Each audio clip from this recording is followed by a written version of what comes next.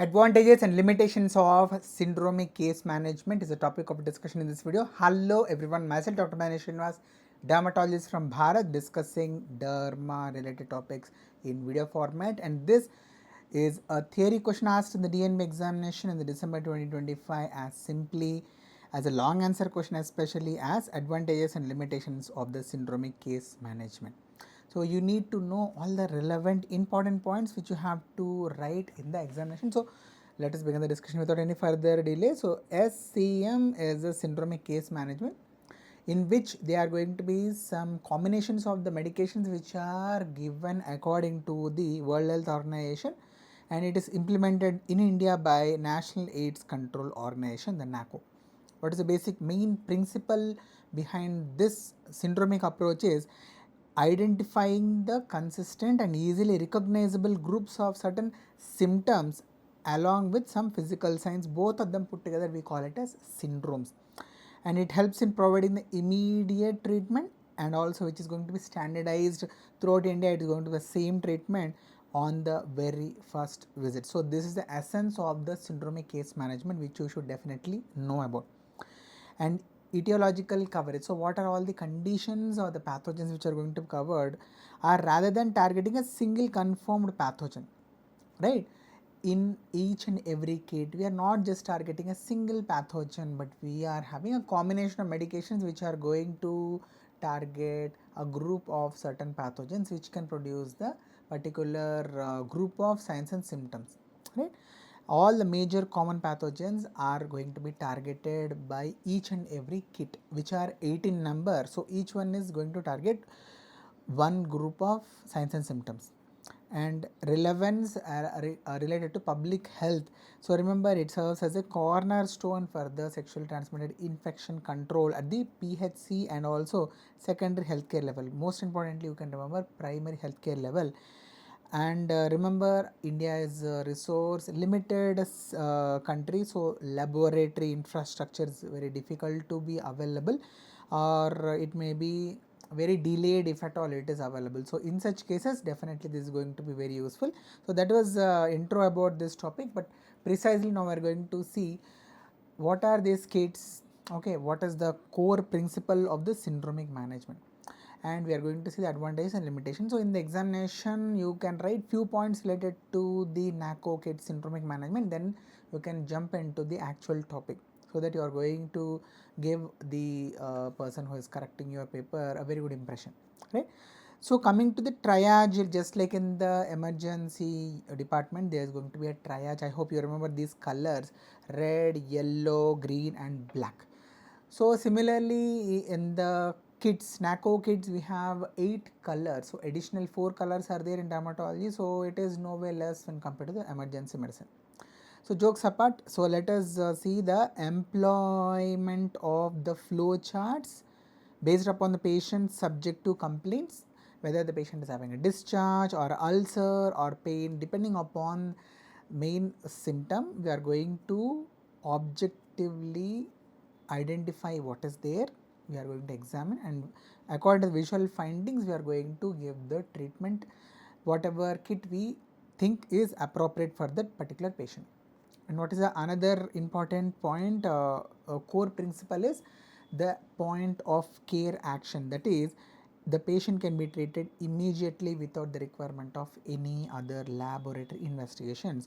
And also it is color coded pre-packaged kit, so it is standardized, color coded, so anyone who has a basic knowledge can dispense the kits to the individuals who are suffering with the group of signs and symptoms.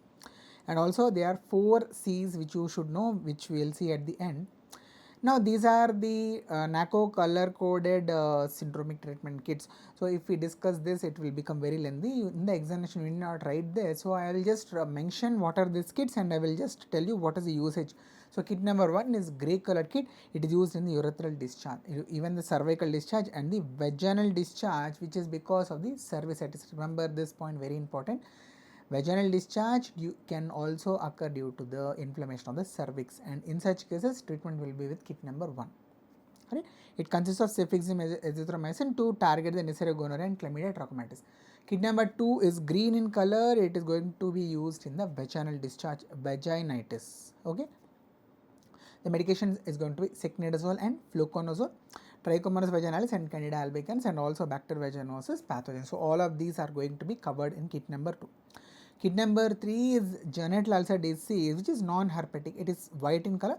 So benzathine penicillin and azithromycin will be there, which are going to basically target treponema pallidum and Haemophilus ducreyi, causing syphilis and chancroid respectively. So if you observe carefully, kit number 1, 2 and 3, all of them were having a combination of the medications which are going to be given in a stat dose format, where the treating doctor is going to give the medication to the patient and they are going to take it in front of the treating doctor or any other person who is dispensing the medication as a directly observed treatment. So that is the beauty of this kit, especially the kit number 1, 2 and 3, because the other kits, they may not be specifically the stat doses, because kit number 4, it is going to consist of doxycycline and azithromycin. Doxycycline has to be given for a period of 15 days. That is a small issue here, and it is alternate regimen for syphilis and chancroid in the patients who are having this penicillin allergy. Kit number 5, red color, and it is going to be used in the genital ulcer disease which are due to the herpes simplex virus type 2, consisting of acyclovir for a period of 1 week. Kit number 6, yellow colored, for patients who are having lower abdominal pain, which is pointing towards a pelvic inflammatory disease, which is going to consist of 3 medications. MCD is the simple trick which you remember: metronidazole, cefixime and doxycycline. Right, and it is going to cover the Neisseria gonorrhea, chlamydia trachomatis and some anaerobes and gram-negative rods. Kit number 7, inguinal bubo, doxycycline is a medication, chlamydia trachomatis L1, L2, L3, causing LGV. Kit number 8 is brown in color, and it's going to target the anorectal discharge syndrome, regarding which I have made a complete video. You can check the video, it is in the same playlist. You can watch that video as well. It consists of cefixime and doxycycline, which are going to basically cover the Neisseria gonorrhea and chlamydia trachomatis. So this is about the medications which are there and the usages, which indications which you need to know, the syndromes, that is signs and symptoms complex. Now coming to the topic, that is advantages of the syndromic case management and disadvantages and limitations of syndromic case management. So whatever we have seen till now is, we can say, a base on which you can easily understand the advantages and limitations. Otherwise it is difficult to understand the points related to the pros and cons of the syndromic case management. So this is now going to be very fast. Okay, the advantages are highly evident when the evaluated systematically across different subjects, or we can say medical public health perspectives. So what are all the subjects which you have to remember, or we can say branches of the medicine in which you can easily remember this: pharmacological uses, microbiological uses, dermatological uses and community medicine uses. Or we can say, from that particular branch, if you see from that lens, if you see this syndromic case management, then you are going to understand what are the advantages. So from the point of view of pharmacologist, what are the important uses is, obviously the most important one, that is the regime can be standardized. That is, we can definitely eliminate the irregular, haphazard, subtherapeutic dosing, which may be very dangerous, producing the microbial resistance in the population, because the primary care providers may sometimes give the dosage as they wish, but if the kits are there, it is very standardized, so this is going to be prevented. Right, that is one advantage from pharmacological standpoint of view. And also this is going to be highly efficacious synergistic combinations. For example, cephalosporin, that is cefixime, macrolide or tetracycline, that is azithromycin or doxycycline, is added to the cefixime, and this will achieve excellent cure rates for selected highly prevalent mucosal pathogens, that is Neisseria gonorrhea and chlamydia trachomatis. You might have seen this particularly in the kit number 1 and kit number 8. Right, and also it's going to optimize the compliance, especially the kit number 1 and 2 and 3. These are very characteristic single dose stat therapies taken directly under the healthcare provider supervision, okay, ICU, ensuring 100% patient compliance and also minimizing incomplete courses that can generate the most idiotic problem in the society, which is the resistant strains, the microbial resistance is very much rampant in the society. Because of this only, whatever treatment we are giving, sometimes that may not be actually working. That is the reason why if we give the patient the kits, right, then this problem is going to be solved definitely.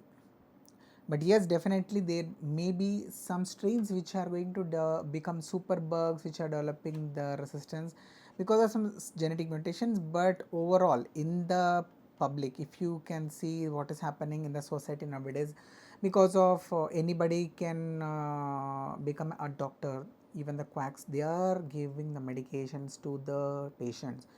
Left and right and center, they are giving the oral antibiotics, which is producing the most irritating problem, that is antimicrobial resistance. So even STIs, if that resistance is there, then it's going to be very dangerous, because this is going to be transmitted from one person to another, especially adults. Say through the sexual partners, it's going to transmit, and there's going to be outbreak of the STIs if the compliance and also if the resistance is not in tune with what we want it to be. Okay, so coming to the lens of the microbiologist. So from the microbiology standpoint of view, it's, what is the advantage of using the NACO kits? Obviously, we don't require the laboratory infrastructure, PCR, NAT, which are going to be very costly and expensive, and also it is very nice that in fact the laboratory requirement is not there at the primary healthcare level, where the facilities are genuinely very difficult to be in place because of so many other reasons also. Okay, we cannot blame any one body, so everyone has their own constraints, and this syndromic case management solves this very important purpose. And also it is highly cost effective. The instead of making usage of the funds the government which is providing for the healthcare, instead of building the labs given to the personnel related to the investigations, so that funds can be diverted for the condom distribution, drug procurement, partner tracing, which is again very important. Treating the partner is very important, because one person may transmit to so many other people. So if that one person can be traced and treated, then it's going to reduce the burden in the population, right? And also immediate treatment initiation is one very important point which you can remember. On the first visit itself, according to the syndrome, we are going to give the treatment. They are going to take it under our direct observation. So this is going to prevent any symptomatic suffering which the patient may have, and also immediate onward transmission, again, which is very important in the STIs. So dermatological lenses, what is the advantage? Simplified training. So it is very easy to explain the signs and symptoms for anyone, and they can give the kit to the patient. Okay, that is going to be the simple thing. So flow charts and pre-packaged kits are exceptionally easy to teach, learn, and reproduce. And it is decentralized care, so we don't expect that in the tertiary care hospitals all the patients of STIs are going to flock in. Okay, so that is going to lead to a problem where the time which we can give for the genuine very difficult to diagnose conditions, instead of the time will be wasted or diverted, not wasted, sorry for that, diverted for the persons who can be easily treated even at the PHC level, right? So this obviously is going to reduce the patient load at the tertiary health center, that is the colleges, medical colleges, and the bigger hospitals. So allowing the tertiary dermatology centers to focus on complex atypical drug resistant cases, right? So which are very difficult to diagnose and also difficult to treat because they require very high end investigations like skin biopsy, direct fluorescence, drug induced. We may need to admit the patient and we have to treat them for very long duration. Okay, so and they are life threatening conditions, so we can focus on this aspect in the tertiary healthcare centers instead of putting our efforts on diagnosing, treating the sexual transmitted infections. Of course, there is one more school of thought where precisely if we can pinpoint the pathogen and if we treat, that is also going to have some advantage. I will discuss this at the end, okay, of the STIs I am talking about, okay. Right. Now coming to the community medicine from the point of view of a SPM department, PSM department, what are the important advantages?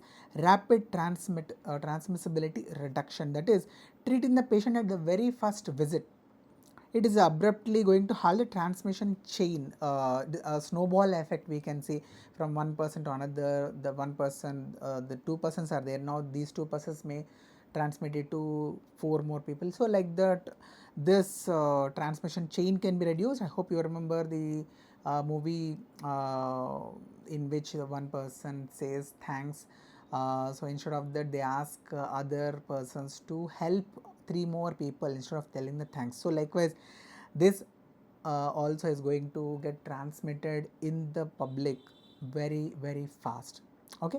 So that can be prevented with the help of the simple kit formulations, dropping the local reproductive rate of the pathogen, and this minimizes the loss to the follow-up since patients are diagnosed and fully treated at the single encounter. So the risk of dropout of the patient, that is failing to return for the laboratory results, so it is going to completely get eradicated.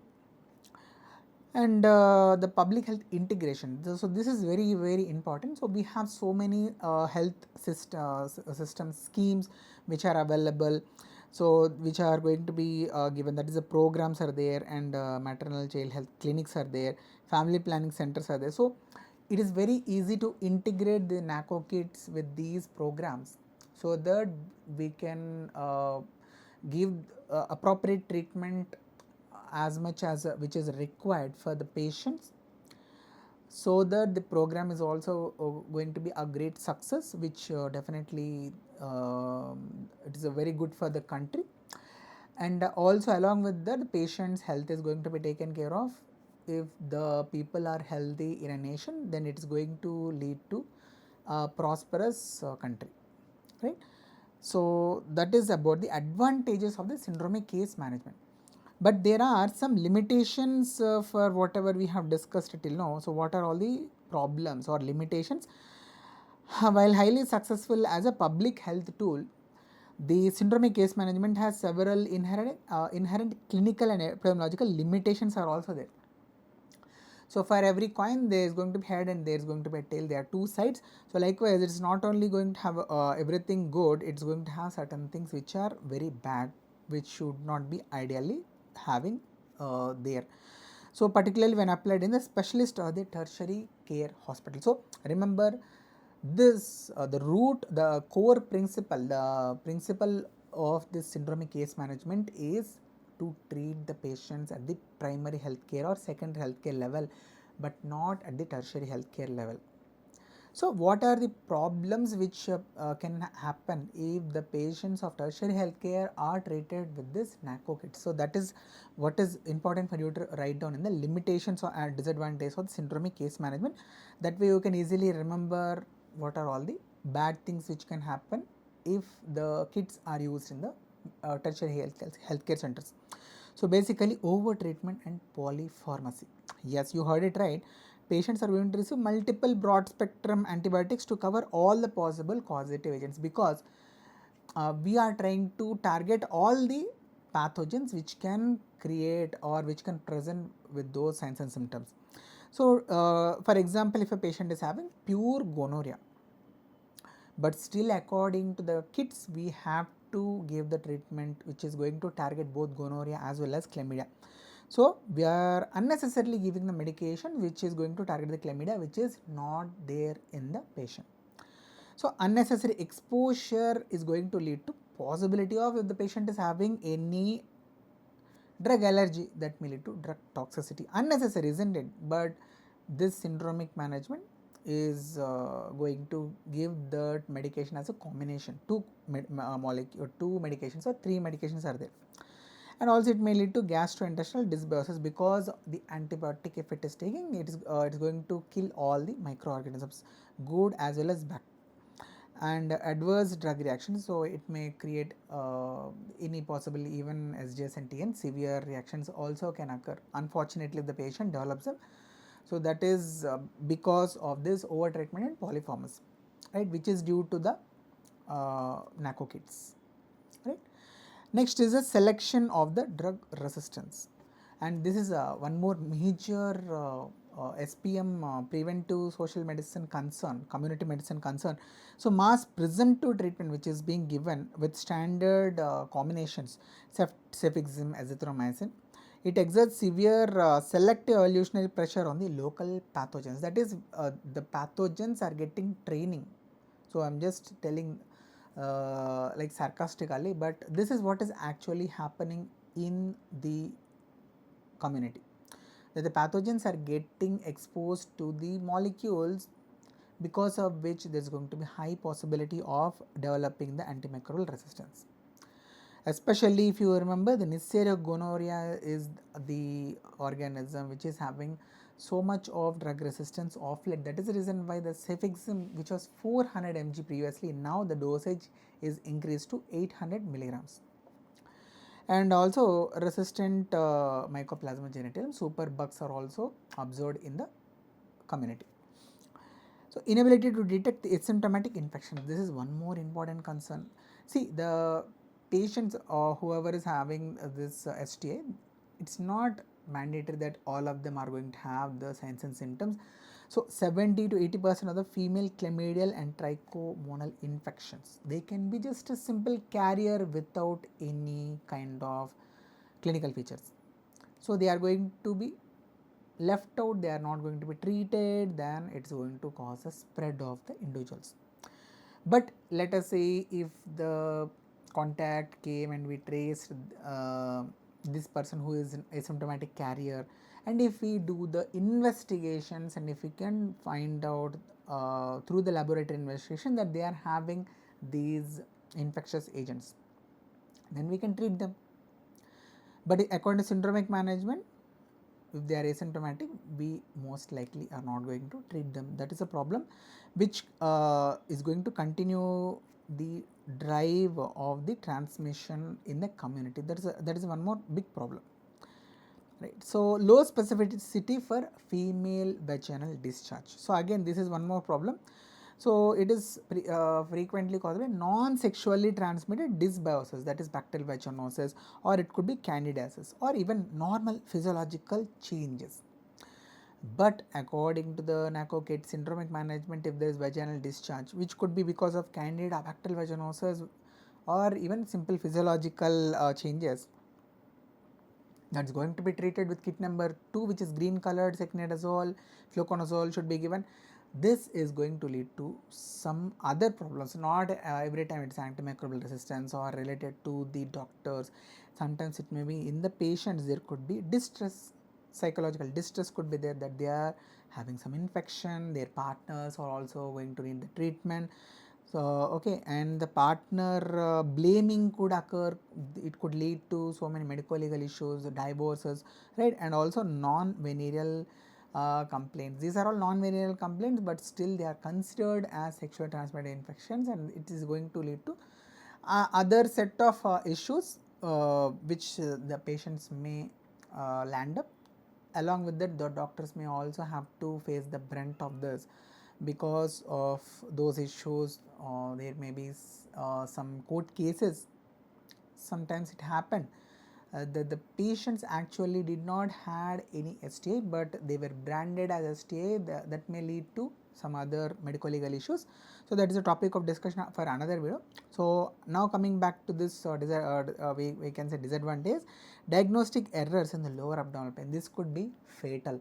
So let us say if a woman is having lower abdominal pain, this simply thought of pelvic inflammatory disease at the primary health care level, right, or even the tertiary care center, if we think of only in the terms of the kits.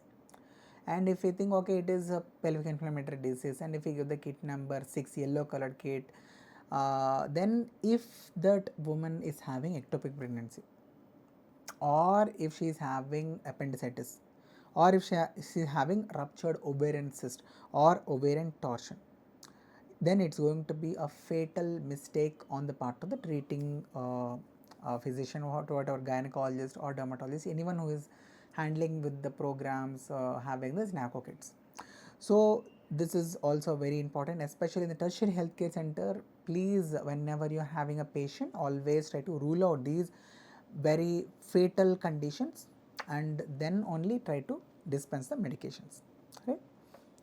Next is neglect of atypical or mixed infections. So there could be atypical ulcers, atypical primary syphilitic chancres in HIV patients, right? So this could be a challenge even in the tertiary healthcare center, or certain newer pathogens or treatment resistant superbugs which are mycoplasma genital may not fit the standard algorithm. So we know that if genital ulcer is there, we can treat it as syphilis or chancroid, but if the patient is having superadded HIV infection, then the presentation may be very different. It could be verrucous lesions, very atypical presentation, but still it is possible. So we may miss out the diagnosis completely, and we may not be treating it appropriately. That is a problem, and this may lead to treatment failure. Chronic carrying states can occur, and progressive destructive complications may occur, especially if the diagnosis of LGV is not done properly. So it may lead to the tertiary stage of LGV, in which the genitalia can become deformed, and also it could be tubal factor infertility can also develop, especially in the case of pelvic inflammatory disease. So these are the limitations of the what we can say syndromic case management. So now let us look at the advantage, the comparison between the syndromic case management and the actual laboratory based, that is etiological based management. So what is the contrast between these two? So we have already seen syndromic case management. So immediate symptom control will be there, transmission is going to reduce at the first visit itself.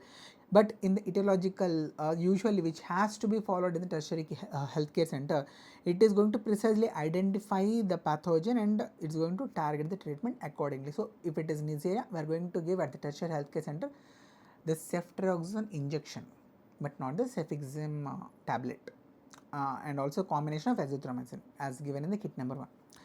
Now the syndromic case management, actually it is intended for primary healthcare centers or sub-centers, mobile health clinics and rural dispensaries, so where the laboratory is not obviously available. Whereas the etiological, identifying the organism pathogen, it should be done in the tertiary healthcare hospital, selected specialized venereology departments and private labs which can afford patient, where patients can afford. Drug exposure, we have already seen it's going to be very high in the syndromic case management, because we have a combination which is going to be used as a presumptive coverage. Whereas in the case of etiological, we have the lower targeted, so we try to identify the pathogen and give the treatment which is going to target that single pathogen. So the cost is going to be minimal and it's going to be very high in the etiological management, and it is virtually zero dropout. Usually it is kit number 1, 2, 3, especially they are taken directly under observation. Other kits maybe there is a possibility of a dropout, okay, but here it is given as virtually zero, but still there is a possibility. But here it's going to be very high in the tertiary healthcare, because we are drawing the investigations, the blood for the investigations. We ask the patient to come back, till then we are not going to give any treatment, okay, or we may give empiric therapy, but most of the times we wait for the results. Then what happens if the patient will not come? Then we have missed the patient and he is going to again transmit this to others. So that is one problem here. And the antimicrobial resistance is going to be a big problem in the syndromic case management, whereas here it's going to be very excellent, because we also can send the culture sensitivity where the resistance can also be observed. So the antimicrobial resistance possibility is very low in this category in the tertiary healthcare setup. Now coming to the 4 C's, this could also be a separate question which you have to remember. Every syndromic intervention must incorporate the 4 essential non-pharmacological pillars to achieve the complete epidemiological control. So what we want is not just treating the patient, we also want to treat the community as a whole. Okay, so in this, what are the forces which you have to remember? It is a counseling. So provide non-judgmental education on ST and HIV. So don't judge any person. Maybe situations are such that they have to indulge in those practices, unfortunately or fortunately. Or if there is a blood transfusion, let us say for example, and the person gets a syphilis, okay, that is also unfortunate. So whatever may be the thing, so please be empathetic and do not be judgmental. Why they are getting this STI, why they are having HIV. So that is all irrelevant. So don't be judgmental. So counsel the patient and explain risk reduction behaviors. So if they are having high risk behaviors, explain them, educate them about this. So see that they are having the compliance with the medication. So most likely we try with the help of the stat doses, but if it is not there, then we should ensure that the full adherence to the medication is taken care of, and if DOT is possible, it is very good. So we have to provide the free condoms and instruct on correct consistent usage to prevent the reinfection and to prevent the infection of other individuals. Contact tracing, this is of course most important, and it we have to offer the treatment for all the sexual partners from the last 60 days, that is last 2 months. So these are the points related to the syndromic case management. I hope you had some valuable insight related to the advantages and limitations, and not only that, you might have also got some very important insights related to other aspects of the syndromic case management. If you wish me to make a video on complete syndromic case management in a very great depth and detail, please in the comment section write down NACO kits. Okay, and if this video is helpful, please hit that like button, and if you want any other things, you can put them in the comment section. If you are not yet subscribed to my channel, please do subscribe, and if you have the hype option, please do hype the video. We'll meet again in the next video soon. Thank you so much. Bye bye.